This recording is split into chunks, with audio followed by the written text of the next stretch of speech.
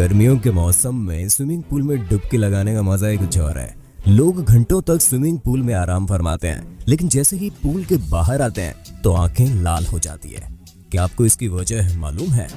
नहीं, अगर आपको लगता है कि आंखें पूल के पानी को साफ रखने के लिए मिलाए गए क्लोरीन की वजह से लाल होती है, तो आप बिल्कुल गलत सोच रहे हैं। अमेरिका में हुई स्टडी के मुताबिक सिर्फ 5% लोगों का मानना है कि यह गंध क्लोरामाइंस से आती है। क्लोरामाइंस जो कि एक केमिकल है और पूल के पानी में क्लोरीन और मानव शरीर से निकलने वाले लिक्विड से बनता है। आसान शब्दों में कहें तो जब इंसान का पसीना और पेशाब क्लोरीन के साथ मिलता है, यूरिन पानी में क्लोरीन के साथ रिएक्ट करता है, जो क्लोरामाइंस बनता है। यानी आंखों में होने वाली जलन और लालपन की असली वजह पेशाब ही है। रिसर्च के मुताबिक 8,30,000 लीटर पानी की क्षमता वाले स्विमिंग पूल में 75 लीटर यूरिन की मात्रा मौजूद होती है। क्यों चौंक गए ना? अभी तो शुरुआत है, आगे आगे देखते जाइए। आप केले जरूर चाव से खाते होंगे और किसी डॉक्टर से पूछेंगे तो वो आपको इसके दर्जनों फायदे गिना देगा। लेकिन अब जो हम आपको बताने जा रहे हैं वो जानकर आप चौंक जाएंगे। शायद आप में से कोई नहीं जानता होगा कि केले रेडियो एक्टिव होते हैं। हर केले में पोटेशियम होता है, जिसमें रेडियो एक्टिव आइसोटोप पोटेशियम 40 शामिल होता है, जिसके कारण केले से रेडिएशन निकलती है। तो क्या केले खाने बंद कर देना चाहिए? यदि आपको केले से निकलने वाली रेडिएशन पॉइजनिंग से मरना है तो आपको 1 करोड़ केले एक बार में खाने होंगे, या फिर क्रॉनिक सिम्टम्स देखने के लिए 7 साल तक रोज 274 केले खाने होंगे। इसलिए केले खाने से डरिए मत, खूब केले खाइए, स्वस्थ रहिए और दीर्घायु प्राप्त कीजिए। अब ये फैक्ट सुनकर आप ये मत कहिएगा कि वैज्ञानिकों के पास क्या कोई काम नहीं बचा है कि वो प्यार मोहब्बत के भी पीछे पड़ गए। किसिंग पर की गई एक रिसर्च में अनोखी बात सामने निकल के आई। इस रिसर्च में जो फैक्ट सामने आया वो बताता है कि 2 लोग अगर आपस में 10 सेकंड तक किस करें तो करीब 8 करोड़ से ज्यादा बैक्टीरिया इन दोनों के मुंह में ट्रांसफर हो जाएंगे। कहने का मतलब है कि जब 2 लोग एक दूसरे को किस करते हैं तो दोनों के मुंह में मौजूद बैक्टीरियों की ढेरों बस्तियां अपने बोरिया बिस्तर उठाकर सामने वाले मुंह में जा बैठते हैं। ये सुनकर हो सकता है कुछ लोग सोचें कि अगली बार वो किसी को किस नहीं करेंगे। ऐसा वैसा फैसला लेने से पहले किसिंग से जुड़ी इस रिसर्च के बारे में सब कुछ जान तो लीजिए। एक और बात है ये कि किस करने के दौरान ट्रांसफर होने वाले बैक्टीरिया को आप वायरस या कीटाणु मत समझिए, क्योंकि इनमें से ज्यादातर बैक्टीरिया हमारे शरीर के लिए फायदेमंद ही होते हैं। बस कुछ ही बैक्टीरिया हैं जो एक दूसरे के मुंह में इन्फेक्शन फैला सकते हैं। जरा सोचिए, आप थिएटर में कोई हॉरर मूवी देख रहे हैं। देखते देखते या देखने के बाद आपका पहला रिएक्शन क्या होगा? आपके रोंगटे खड़े हो जाएंगे। या फिर जब आप स्विमिंग पूल से नहाकर बाहर निकले और अचानक तेज हवा चलने लगे तो क्या होगा? आपके रोंगटे खड़े हो जाएंगे। इस तरह की 2 अलग अलग घटनाओं में हमारा शरीर एक जैसे रिएक्शन कैसे दे सकता है? दरअसल ये एक सामान्य शारीरिक घटना है जो हमें अपने पूर्वजों से विरासत में मिली है। इसे गूज बम्प्स या रोंगटे खड़े होना बोलते हैं।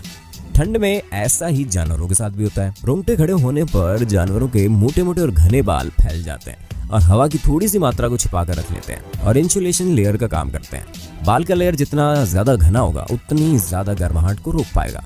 कई पीढ़ियों पहले जब मनुष्य के बहुत बड़े और ज्यादा बाल हुआ करते थे तब ये प्रक्रिया हमारे पूर्वजों को ठंड से बचाने में मदद करती थी। इसके अलावा डर की वजह से इसलिए रोंगटे खड़े हो जाते हैं ताकि खतरे की स्थितियों में बाल फैलाकर हम बड़े दिखाई दे सकें। लेकिन छोटे बाल हो जाने की वजह से अब ये हमारे लिए कोई कारगर नहीं है, लेकिन हमारे पूर्वजों को इससे शिकार करने में जरूर मदद मिलती थी। लेकिन जानवरों में जैसे जब बिल्ली डर जाती है तो वो गूज बम्प्स के कारण ही अपने फर को फैलाकर ऐसा करती है। स्ट्रेस हार्मोन जिसे एड्रेनलिन भी कहते हैं वो सबकॉन्शियस स्टेट में रिलीज होने पर ही रोंगटे खड़े कर देता है। इसलिए अब जब भी आपके रोंगटे खड़े हो तो समझ जाइएगा कि आपका शरीर आपकी मदद करने के लिए कोशिश कर रहा है, भले ही अब वो आपके लिए कारगर ना हो। ये तो आपने बहुत बार देखा होगा कि आपको यदि काफी देर तक पानी में काम करना पड़े तो आपके हाथ व पैरों की उंगलियों में सिलवटें पड़ जाती है। ये सिलवटें ऐसी दिखती हैं जैसे कि स्किन बूढ़ी हो गई है और उस पर झुर्रियां पड़ गई है। ये सिलवटें पानी से बाहर आने पर कुछ समय तक ही रहती हैं। यूके की न्यूकैसल यूनिवर्सिटी के रिसर्च के मुताबिक देर तक पानी में रहने पर हमारी त्वचा में झुर्रियां पड़ने की वजह हमारे शरीर की एक व्यवस्था है जिससे हमारे काम आसान हो सके। वैज्ञानिकों के अनुसार दरअसल हमारी त्वचा के भीतर एक स्वतंत्र तंत्र का तंत्र काम करती है जो देर तक त्वचा के पानी के संपर्क में रहने पर नसों को सिकोड़ देता है, जिससे त्वचा पर सिलवटें पड़ जाती है। ये जिंदा रहने के लिए हमारे शरीर का जबरदस्त इंतजाम है। गीले हाथों में पड़ी सिलवटें हाथ के गीले होने के बावजूद हाथों की पकड़ को कमजोर नहीं होने देती और पैर इन्हीं सिलवटों की मदद से भीगे होने पर फिसलन से बचे रह जाते हैं। यानी ये सिलवटें गीली परिस्थितियों में बेहतर ग्रिप देती हैं। इंसानों के अलावा बंदरों और इस परिवार के दूसरे जानवरों में भी यह खूबी देखने को मिलती है। बचपन से सुनते आ रहे हैं कि कम उम्र में मुंह पे शेव नहीं करनी वरना ज्यादा और घने बाल आ जाएंगे, या फिर गंजा होने से ज्यादा घने और तेजी से बाल बढ़ते जाएंगे। इसी लालच में कुछ लोग बार बार सिर मुंडवाते हैं, लेकिन आपको बता दें कि हेयर ग्रोथ जेनेटिक मामला है। हेड शेव कराने से बाल घने और तेजी से नहीं बढ़ते। शेविंग कराने से हेयर फॉलिकल नहीं बढ़ सकते और ना ही खोए हुए बाल वापस आ सकते हैं, क्योंकि हेयर फॉलिकल स्किन के अंदर गहराई में होते हैं और शेविंग से इन पर किसी तरह का प्रभाव नहीं पड़ता। वास्तव में गंजा होने के बाद जब बाल बढ़ने शुरू होते हैं तो छोटे बालों के शाफ्ट थोड़ा ज्यादा नजर आने लगते हैं। यही कारण है कि आपके बाल थोड़े घने दिखाई पड़ते हैं, जबकि हकीकत ये है कि आपके बाल किसी भी तरह घने नहीं हुए होते। इसके अलावा नए बालों को कम नुकसान होता है और इसे स्वस्थ माना जाता है, क्योंकि इनमें किसी तरह केमिकल ट्रीटमेंट नहीं हुआ होता। हालांकि आप नियमित रूप से बालों को कटाकर भी उन्हें स्वस्थ और ताज़ा रख सकते हैं। इसके अलावा अगर आपको डैंड्रफ है तो हेड शेविंग कराने से आपको कुछ समय के लिए अपने सिर को साफ रखने में मदद मिल सकती है। एक सफ़ेद बाल तोड़ने पर उसकी जगह 10 नए सफ़ेद बाल उग जाएंगे, ये भी सरासर गलत है। मानव शरीर कई तत्वों से मिलकर बना है, लेकिन आपको जानकर आश्चर्य होगा कि इनमें एक गोल्ड यानी कि सोना भी है। आप सोच रहे होंगे कि अपने शरीर का ऑपरेशन करवाकर आप सोना निकाल सकते हैं, तो ऐसा नहीं है, क्योंकि शरीर में सोने की मात्रा बेहद कम होती है। एक 70 किलो के व्यक्ति के शरीर में 0.2 मिलीग्राम सोना होता है, यानी 40,000 व्यक्तियों के शरीर से केवल 8 ग्राम सोना ही निकलेगा।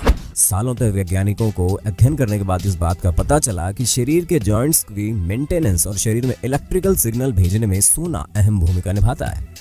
यूं तो हर किसी को कभी ना कभी किसी न किसी बात पर रोना आ ही जाता है, लेकिन कुछ लोग ऐसे भी होते हैं जो बिना बात के ही रोने लगते हैं। रोना एक स्वाभाविक प्रतिक्रिया है जो मनुष्यों के साथ दुख, शोक, खुशी और हताशा सहित भावना में होता है। लेकिन क्या रोने से कोई स्वास्थ्य लाभ होता है? सैकड़ों वर्षों से इसके ऊपर कई थियोरीज आ चुकी हैं, जैसे आंसुओं से आंखों को नमी मिलती है, या फिर रोने से आपको और दूसरे लोगों को संकेत मिलता है कि आपके साथ ऐसी समस्या है जिसके सामने आप असहाय हैं। इसी प्रकार दुनिया भर की थियोरीज है, लेकिन हम इमोशनली क्यों रोते हैं, इसका सटीक जवाब किसी के पास नहीं है। लेकिन क्या आप जानते हैं, दुखी होने पर जब हम रोते हैं तो हमारे आंसू में एक नेचुरल पेन किलर ल्यूसीन एनकेफेलिन निकलता है, जिसकी वजह से रोने के बाद हम बेहतर महसूस करते हैं। अधिकतर लोग बचपन से ये मानते हैं कि मानव शरीर में 5 इंद्रियां यानी कि सेंसेस होते हैं, जो कि इस प्रकार हैं: sense of touch, sense of taste, sense of smelling, sense of seeing और सेंस ऑफ हियरिंग। ये तथ्य ग्रीक फिलोसोफर एरिस्टोटल द्वारा 350 BC में लिखे जाने का कारण प्रचलित है।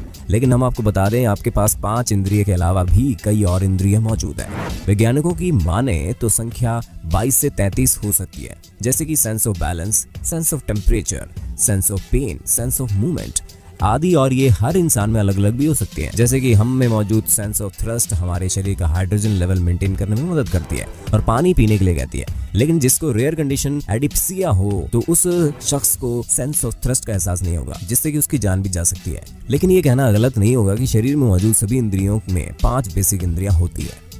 कैंसर के मरीजों को आपने देखा होगा और एक बात गौर की होगी कि उनके बाल काट दिए जाते हैं। युवराज सिंह, सोनाली बेंद्रे की वो फोटोज तो आपने देखी होगी जिसमें उनके सिर पर एक भी बाल नहीं था।